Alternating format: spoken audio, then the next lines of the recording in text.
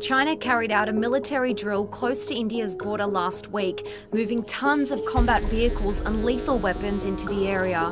We urge again that the Indian side should stick to our historic deals on borders, respect China's territorial sovereignty, and withdraw the troops. China's state-run media is speculating an all-out war.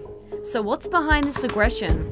The two nuclear-armed neighbours have been caught in border disputes for several decades. They even fought in a war in 1962. The Chinese army crossed over into India-held disputed territories several times in the past few years. There was never any armed violence, but there's been some arm wrestling and grabbing. And it's not just border issues. China finds India hostile on many fronts. India supports a separatist movement in Chinese-controlled Tibet, giving shelter to Tibetan refugees and their leader, Dalai Lama, since 1959.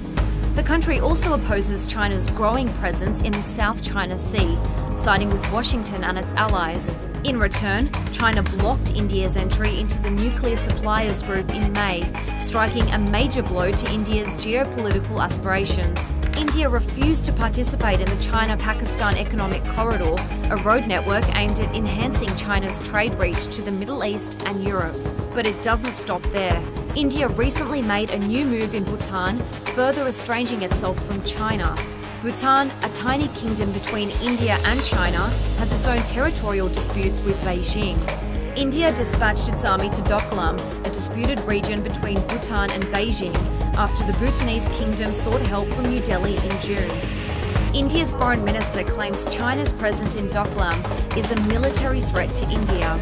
Since then, the Chinese government has taken a hawkish stance against India, and India isn't willing to budge either. Are the two countries really on the brink of war, or are they just flexing their muscles to gain regional superiority?